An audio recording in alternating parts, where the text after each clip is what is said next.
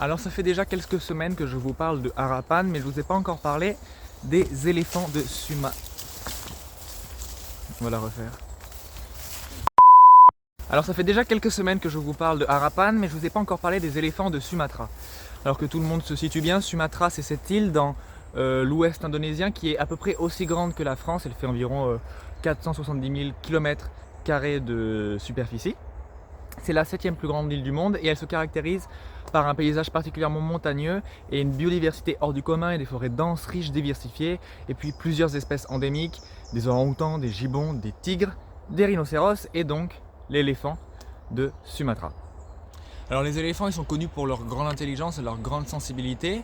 Ils ont conscience d'eux-mêmes, ils ont conscience de l'environnement, qu'ils utilisent d'ailleurs avec beaucoup d'ingéniosité. Ils peuvent trouver des points d'eau, par exemple sous terre, faire tomber les arbres dont ils veulent manger le feuillage. Ils mangent des feuilles, des buissons, de l'herbe et aussi des fruits.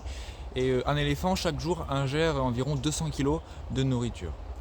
Et les éléphants sont tellement intelligents qu'ils sont même capables d'éviter les obstacles mis en place par les humains. Par exemple, en Inde, des tranchées ont été creusées autour des terres agricoles pour empêcher les éléphants de se rendre dans les cultures. C'est une action qui a été mise en place pour réduire les conflits parce que les éléphants ne savent pas sauter, ils ne peuvent donc pas enjamber la tranchée.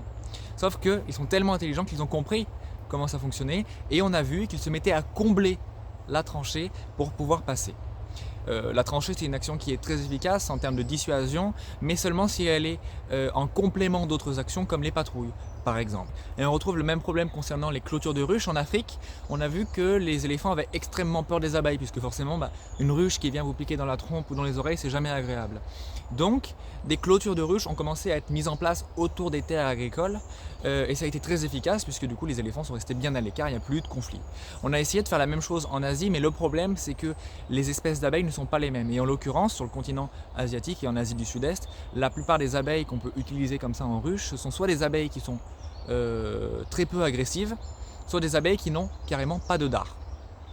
Donc du coup, les éléphants comprennent très vite comment ça fonctionne et au bout de 2-3 ans, eh bien, ils finissent par détruire la clôture et à passer quand même sans crainte des abeilles.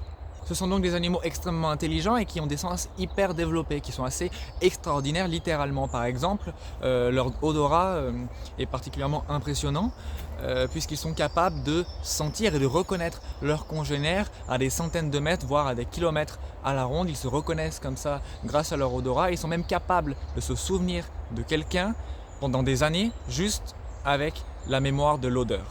Donc c'est un odorat qui est extrêmement puissant, 5 fois plus puissant que le nôtre en tant qu'être humain, 2 fois plus puissant que celui d'un chien. Ils ont également une ouïe qui est particulièrement impressionnante. Ils peuvent entendre des sons, des bruits à des centaines de mètres à la ronde. Et des études, là aussi en Afrique, ont montré qu'ils étaient capables de différencier les différents langages humains. Alors, dans le détail, on a vu que lorsqu'ils entendaient le langage de la tribu Maasai, une tribu chasseuse d'éléphants notamment pour l'ivoire, eh bien les éléphants se réfugiaient dans la forêt et cachaient leur défense, mettaient leur tête dans les buissons pour cacher leur défense. Par contre, s'ils entendaient un autre langage, ils restaient parfaitement calmes. Donc ils sont capables comme ça de différencier les différents langages humains.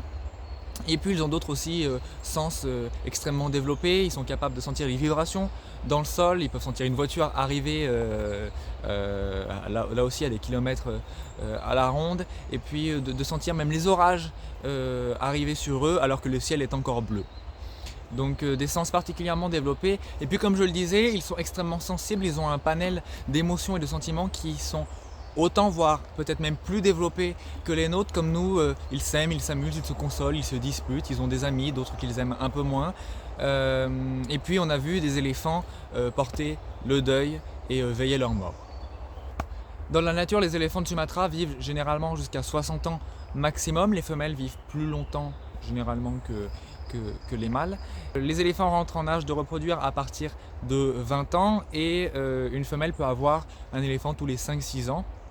Elle va ensuite l'éduquer, le sociabiliser, lui montrer ce qui est bon, ce qui n'est pas bon dans la forêt, comment manger et trouver ses aliments.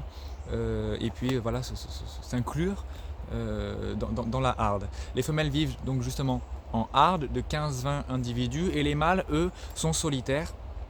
Et lors de la période de reproduction se disputent et se battent même violemment pour avoir la faveur des femelles. Une harde utilise généralement un territoire de 105 à 310 km². C'est un territoire qui est particulièrement grand, notamment parce que les éléphants sont des animaux qui migrent.